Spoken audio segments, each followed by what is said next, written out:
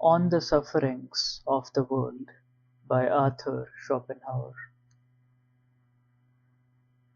Unless suffering is the direct and immediate object of life, our existence must entirely fail of its aim. It is absurd to look upon the enormous amount of pain that abounds everywhere in the world and originates in needs and necessities inseparable from life itself, as serving no purpose at all and the result of mere chance. Each separate misfortune as it comes seems, no doubt, to be something exceptional, but misfortune in general is the rule. I know of no greater absurdity than that propounded by most systems of philosophy in declaring evil to be negative in its character. Evil is just what is positive.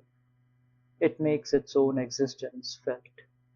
Leibniz is particularly concerned to defend this absurdity, and he seeks to strengthen his position by using a palpable and paltry sophism. It is the good which is negative. In other words, happiness and satisfaction always imply some desire fulfilled, some state of pain brought to an end. Translator's note: Leibniz argued that evil is a negative quality, that is, the absence of good, and that its active and seemingly positive character is an incidental and not an essential part of its nature. Cold, he said, is the only absence of power of heat, and the active power of expansion in freezing water is an incidental and not an essential part of the nature of cold.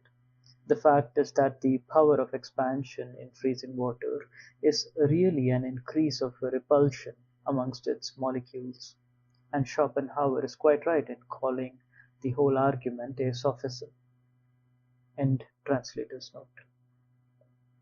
This explains the fact that we generally find pleasure to be not nearly so pleasant as we expected, and pain very much more painful. The pleasure in this world, it has been said, outweighs the pain, or at any rate there is an even balance between the two. If the reader wishes to see shortly whether this statement is true, let him compare the respective feelings of two animals, one of which is engaged in eating the other. The best consolation in misfortune or affliction of any kind will be the thought of the other people who are in a still worse plight than yourself, and this is a form of consolation open to everyone. But what an awful fate this means for mankind as a whole! We are like lambs in a field, disporting themselves under the eye of the butcher, who chooses out first one and then another for his prey. So it is that in our good days we are all unconscious of the evil fate may have presently in store for us: sickness, poverty, mutilation, loss of sight or reason. No little part of the torment of existence lies in this, that time is continually pressing upon us, never letting us take breath, but always coming after us like a taskmaster with a whip. If at any moment time stays his hand, it is only when we are delivered over to the misery of boredom. But misfortune has its uses, for as our bodily frame would burst asunder if the pressure of the atmosphere was removed, so, if the lives of men were relieved of all need, hardship, and adversity, if everything they took in hand were successful, they would be so swollen with arrogance that, though they might not burst, they would present the spectacle of unbridled folly. Nay, they would go mad. And I may say, further, that a certain amount of care or pain or trouble is necessary for every man at all times. A ship without ballast is unstable and will not go straight. Certain it is that work, worry, labor, and trouble form the lot of almost all men their whole long life. But If all wishes were fulfilled as soon as they arose, how would men occupy their lives? What would they do with their time? If the world were a paradise of luxury and ease, a land flowing with milk and honey, where every Jack obtained his Jill at once, and without any difficulty, men would either die of boredom or hang themselves, or there would be wars, massacres, and murders, so that in the end mankind would inflict more suffering on itself than it has now to accept at the hands of nature. In early youth, as we contemplate our coming life, we are like children in a theatre before the curtain is raised, sitting there in high spirits and eagerly waiting for the play to begin. It is a blessing that we do not know what is really going to happen. Could we foresee it? There are times when children might seem like innocent prisoners, condemned, not to death, but to life, and as yet all unconscious of what their sentence means. Nevertheless, every man desires to reach old age. In other words, a state of life of which it may be said, quote, "It is bad today and it will be worse tomorrow, and so on, till the worst of all." End quote. If you try to imagine as nearly as you can what an amount of misery, pain, and suffering of every kind the sun shines upon in its course, you will admit that it would be much better if, on the earth as little as on the moon, the sun were able to call forth the phenomena of life, and if here as there the surface were still in a crystalline state. Again, you may look upon life as an unprofitable episode, disturbing the blessed calm of non-existence. And in any case, even though things have gone with you tolerably well, the longer you live, the more clearly you will feel that, on the whole, life is a disappointment, nay, a cheat. If two men who were friends in their youth meet again when they are old, after being separated for a lifetime, the chief feeling they will have at the sight of each other will be one of complete disappointment at life as a whole, because their thoughts will be carried back to that earlier time when life seemed so fair as it lay spread out before them in the rosy light of dawn, promised so much, and then performed so little. This feeling will so completely predominate over every other that they will not even consider it necessary to give it words. But on the either side it will be silently assumed, and form the groundwork of all they have to talk about. He who lives to see 2 or 3 generations is like a man who sits some time in the conjurer's booth at a fair, and witnesses the performance twice or thrice in succession. The tricks were meant to be seen only once, and when they are no longer a novelty and cease to deceive, their effect is gone. While no man is much to be envied for his lot, there are countless numbers whose fate is to be deplored. Life is a task to be done. It is a fine thing to say defunctus est. It means that the man has done his task. If children were brought into the world by an act of pure reason alone, would the human race continue to exist? Would not a man rather have so much sympathy with the coming generation as to spare it the burden of existence, or at any rate not take it upon himself to impose that burden upon it in cold blood? I shall be told, I suppose, that my philosophy is comfortless, because I speak the truth, and people prefer to be assured that everything the Lord has made is good. Go to the priest then, and leave the philosophers in peace. At any rate, do not ask us to accommodate our doctrines to the lessons you have been taught. That is what those rascals of sham philosophers will do for you. Ask them for any doctrine you please, and you will get it. Your university professors are bound to be preaching optimism, and it is an easy and agreeable task to upset their theories. I have reminded the reader that every state of welfare, every feeling of satisfaction, is negative in its character, that is to say, it consists in freedom from pain, which is the positive element of existence. It follows, therefore, that happiness of any given life is to be measured not by its joys and pleasures, but by the extent to which it has been free from suffering, from positive evil. If this is the true standpoint, the lower animals appear to enjoy a happier destiny than man. Let us examine the matter a little more closely. However varied the forms that human happiness and misery may take, leading a man to seek the one and shun the other, the material basis of it all is bodily pleasure or bodily pain.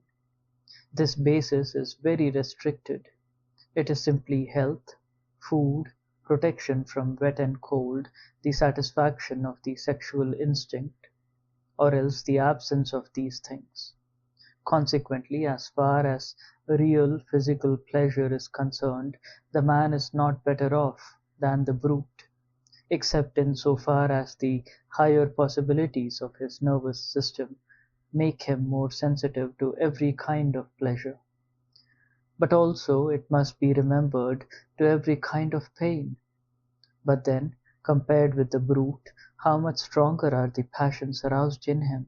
What an immeasurable difference there is in the depth and vehemence of his emotions!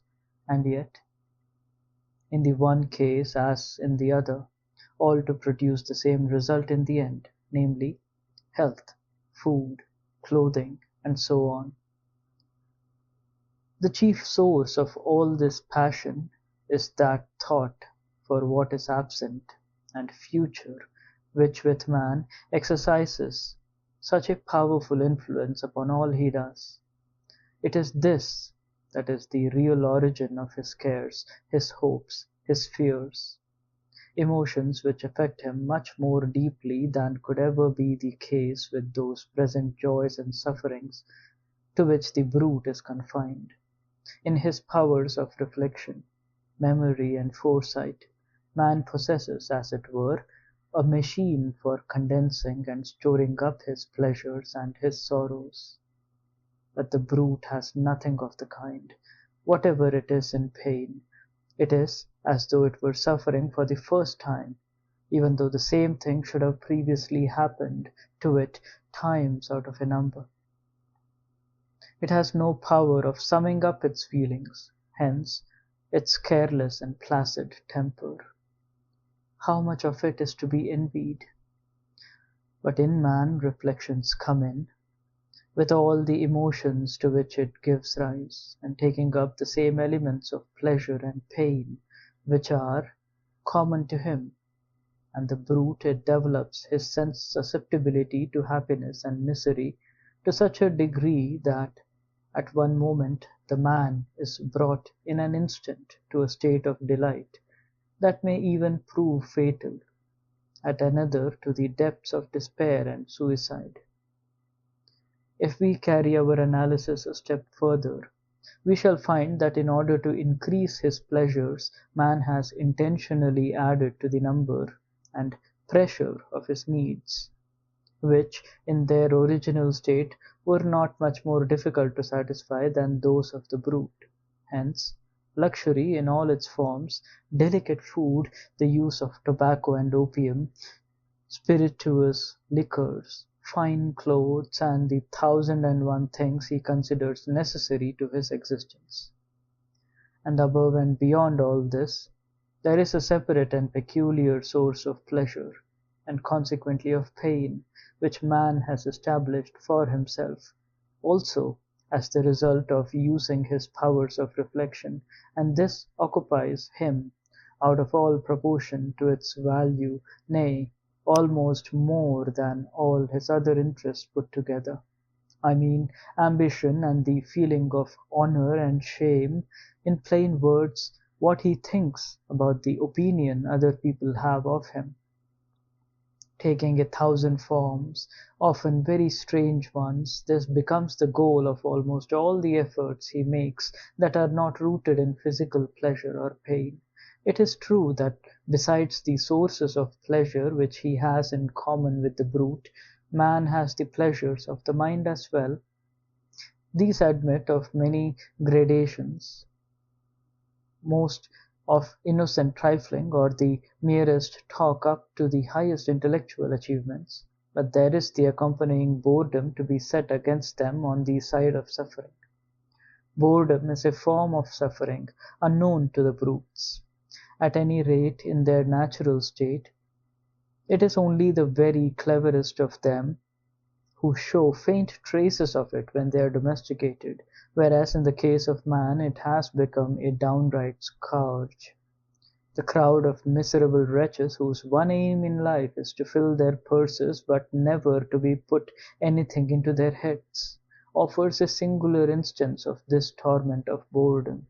Their wealth becomes a punishment by delivering them up to misery of having nothing to do, for to escape it they will rush about in all directions, travelling here, there, and everywhere. No sooner do they arrive in a place than they are anxious to know what amusements it affords, just as though they were beggars asking where they could receive a dole. Of a truth, need and boredom are two poles of human life.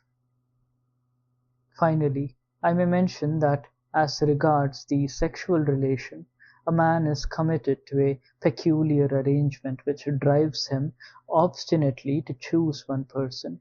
This feeling grows, now and then, into more or less passionate love, which is the source of little pleasure and much suffering.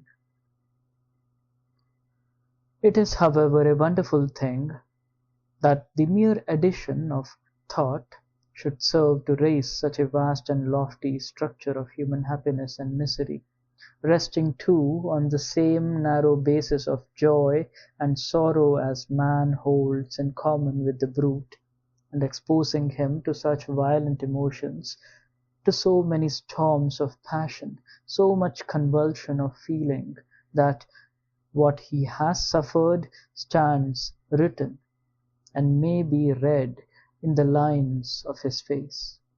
And yet, when all is told, he has been struggling ultimately for the very same things as the brute has attained, and with an incomparably smaller expenditure of passion and pain. But all this contributes to increase the measure of suffering in human life, out of all proportions to its pleasures, and the pains of life are made much worse for man by the fact that death is something very real to him. The brute flies from death instinctively without really knowing what it is, and therefore without ever contemplating it in the way natural to a man who has this prospect always before his eyes.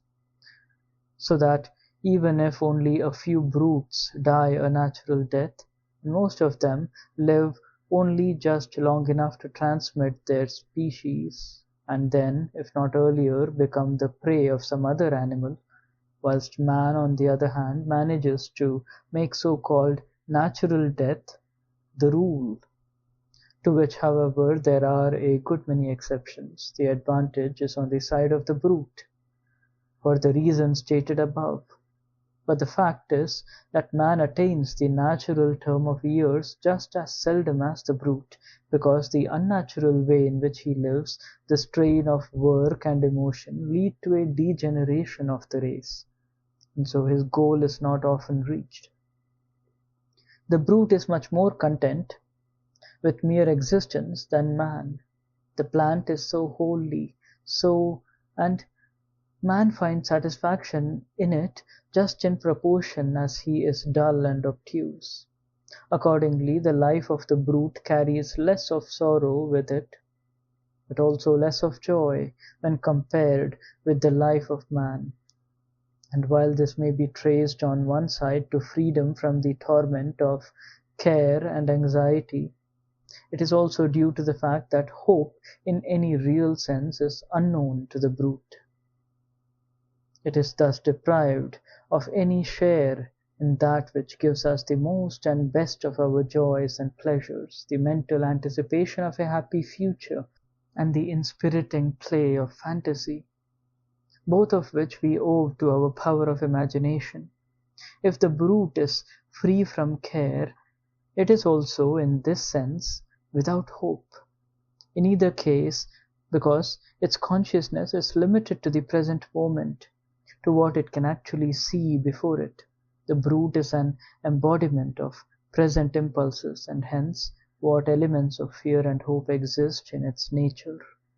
And they do not go very far, arise only in relation to objects that lie before it and within reach of those impulses, whereas a man's range of vision embraces the whole of his life and extends far into the past and future. Following upon this, there is one respect in which brutes show real wisdom when compared to us. I mean, their quiet, placid enjoyment of the present moment. The tranquillity of mind which this seems to give them often puts us to shame, for the many times we allow our thoughts and our cares to make us restless and discontented. And, in fact, those pleasures of hope and anticipation which I have been mentioning are not to be had for nothing. The delight which a man has in hoping for and looking forward to some special satisfaction is a part of the pleasure attaching to it, enjoyed in advance. This is afterwards deducted, for the more we look forward to anything, the less satisfaction we find in it when it comes. The brute's enjoyment is not anticipated, and therefore suffers no deduction, so that the actual pleasure of the moment comes to it whole and unimpaired. In the same way, too, evil presses upon the brute only with its own intrinsic weight, whereas with us the fear of its coming often makes its burden 10 times more grievous. It is just this characteristic way in which the brute gives itself up entirely to the present moment that contributes so much to the delight we take in our domestic pets. They are the present moment personified, and in some respects they make us feel the value of every hour that is free from trouble and annoyance, which we, with our thoughts and preoccupations, mostly disregard. But man, that selfish and heartless creature, misuses this quality of the brute to be more content than we are with mere existence, and often works it to such an extent that he allows the brute absolutely nothing more than mere bare life. The bird which was made so that it might rove over half of the world, he shuts up into the space of a cubic foot, there to die a slow death in longing and crying for freedom. For in a cage it does not sing for the pleasure of it. And when I see how man misuses the dog, his best friend, how he ties up this intelligent animal with a chain, I feel the deepest sympathy with the brute, and burning indignation against its master. We shall see later that by taking a very high standpoint it is possible to justify the sufferings of mankind, but this justification cannot apply to animals, whose sufferings, while in a great measure brought about by men, are often considerable even apart from their agency. And so we are forced to ask, why, and for what purpose does all this torment and agony exist? There is nothing here to give the will pause. It is not free to deny itself and so obtain redemption. There is only one consideration that may serve to explain the suffering of animals. It is this: that the will to live, which underlies the whole world of phenomena, must, in their case, satisfy its cravings by feeding upon itself. This it does by forming a gradation of phenomena, every one of which exists at the expense of another. I have shown, however, that the capacity of suffering is less in animals than in man. Any further explanation that may be given of their fate will be in the nature of hypothesis, if not actually mythical in its character, and I may leave the reader to speculate upon the matter for himself. Brahma is said to have produced the world by a kind of fall or mistake, and in order to atone for his folly, he is bound to remain in it himself until he works out his redemption. As an account of the origins of things, that is admirable. According to the doctrines of Buddhism, the world came into being as the result of some inexplicable disturbance in the heavenly calm of nirvana, that blessed state obtained by expiation, which had endured so long a time, the change taking place by a kind of fatality.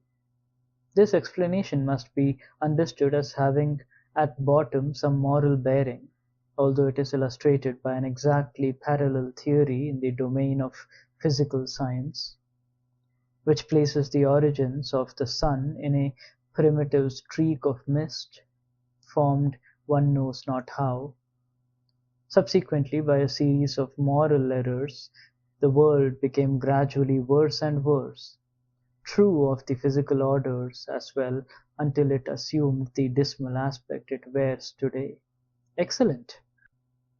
The Greeks looked upon the world and the gods as the work of an inscrutable necessity, a passable explanation. We may be content with it until we can get a better.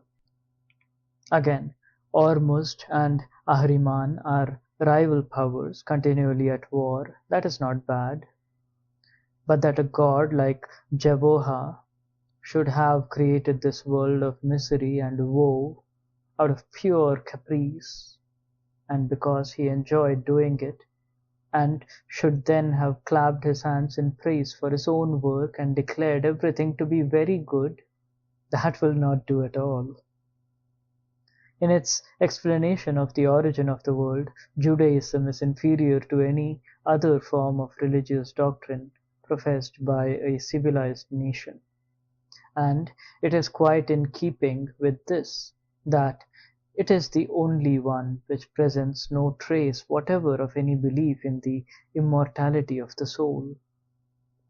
Even though Leibniz's contention that this is the best of all possible worlds were correct, that would not justify God in having created it, for he is the creator not of the world only, but of possibility itself, and therefore he ought to have so ordered possibility as that it would admit of something better. There are two things which make it impossible to believe that this world is the successful work of an all-wise, all-good, and at the same time all-powerful being. Firstly, the misery which abounds in it everywhere, and secondly, the obvious imperfection of its highest product, man, who is a burlesque of what he should be. These things cannot be reconciled with any such belief. On the contrary, there are just the facts which support what I have been saying. They are our authority for viewing the world as the outcome of our own misdeeds, and therefore as something that had better not have been. Whilst under the former hypothesis, they amount to a bitter accusation against the Creator, and supply material for sarcasm. Under the latter, they form an indictment against our own nature, our own will, and teach us a lesson of humility.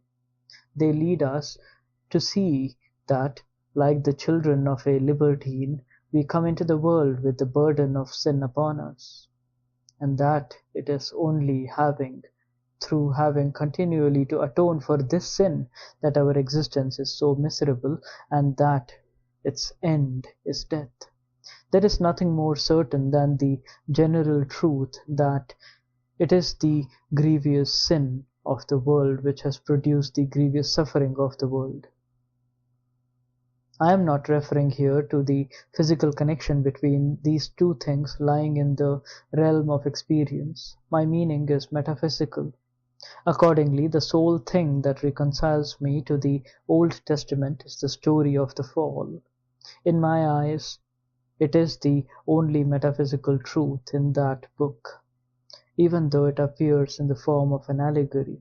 There seems to me no better explanation of our existence than that it is the result of some false step, some sin of which we are paying the penalty.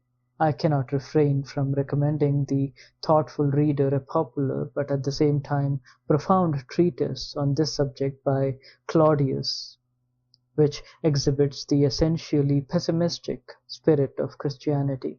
It is entitled "Cursed is the ground for thy sake." Between the ethics of the Greeks and the ethics of the Hindus there is a glaring contrast. In the one case, with the exception, it must be confessed, of Plato, the object of ethics is to enable a man to lead a happy life. In the other, it is to free and redeem him from life altogether, as is directly stated in the very first words of the Sankhya Karika. Allied with this is the contrast between the Greek and the Christian idea of death. It is strikingly presented in a visible form on a fine antique sarcophagus in the gallery of Florence, which exhibits, in relief, the whole series of ceremonies attending a wedding in ancient times, from the formal offer to the evening when Hymen's torch lights the happy couple home. Compare with that the Christian coffin draped in mournful black and surmounted with a crucifix. How much significance there is in these two ways of finding comfort in death! They are opposed to each other, but each is right. The one points to the affirmation of the will to live, which remains sure of life for a long time, however rapidly its forms may change. The other is the symbol of suffering and death, points to the denial of the will to live, to redemption from this world, the domain of death and devil.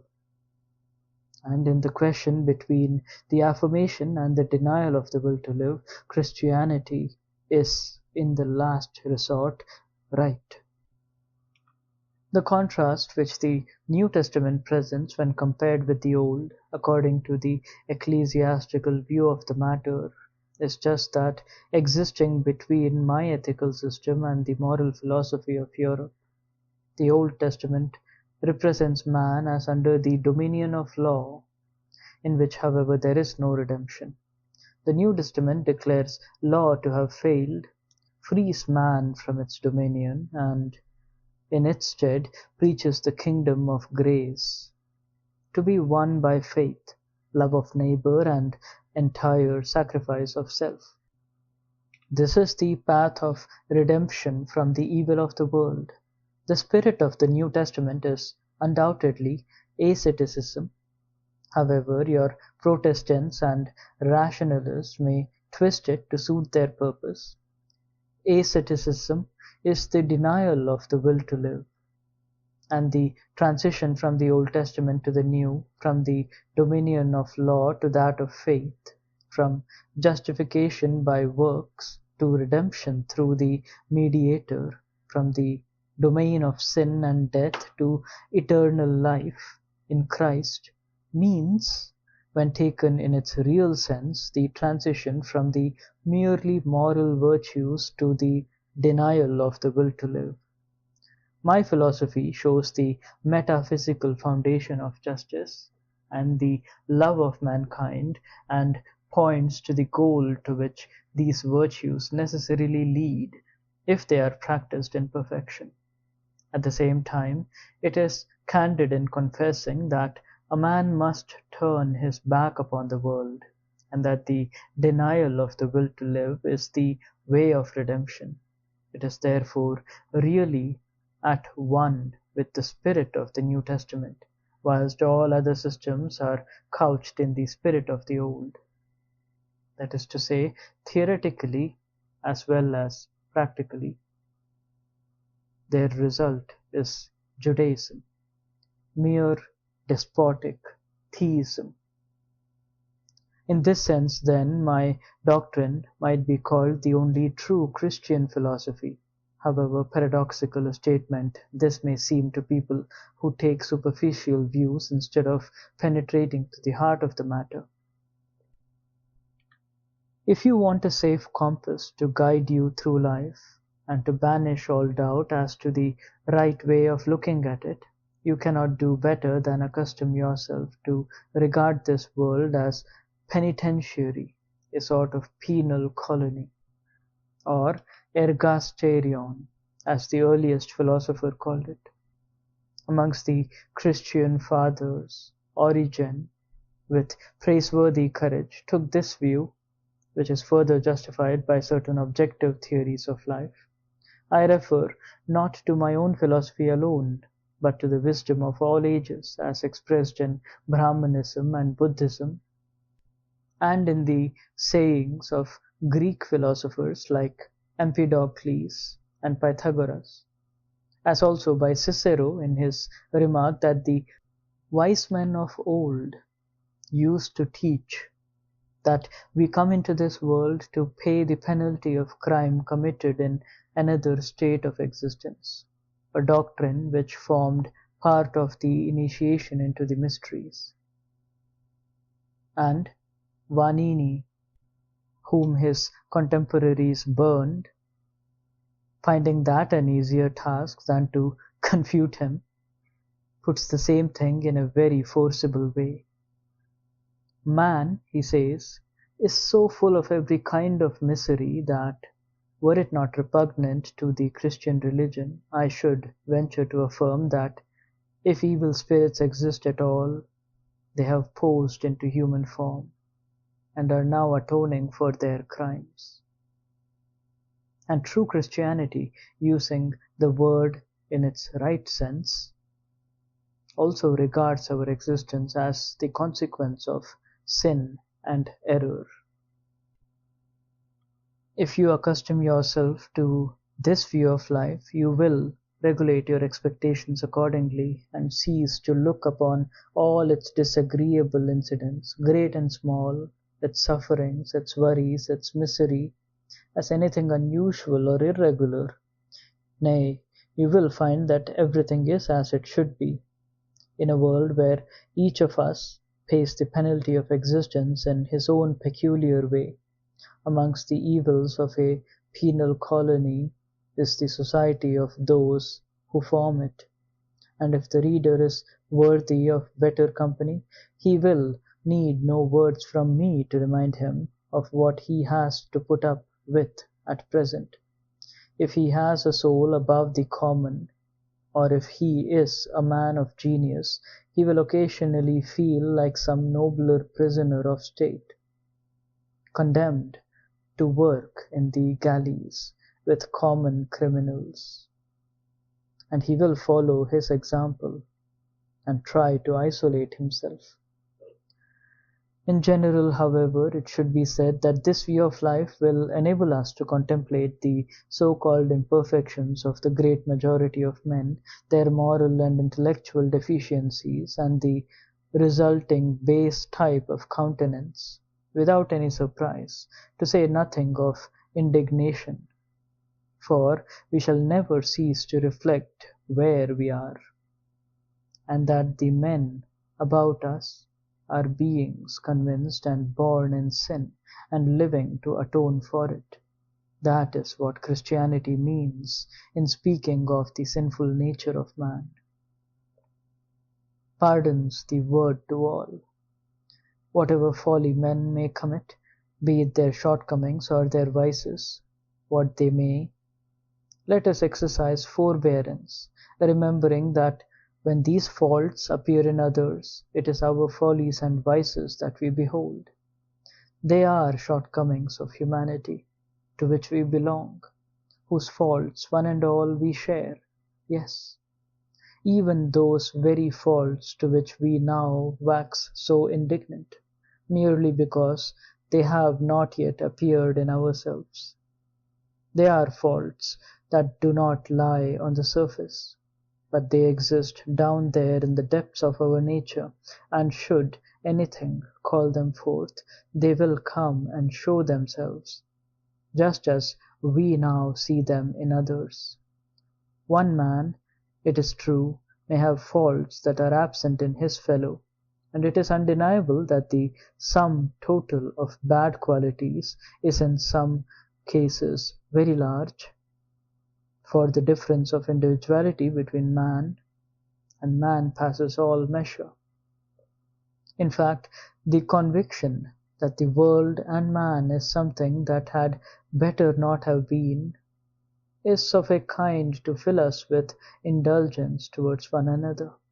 Nay, from this point of view, we might well consider the proper form of address to be not Monsieur, Sir, Her, but my fellow sufferer, Socae malorum, compagnon de miseris.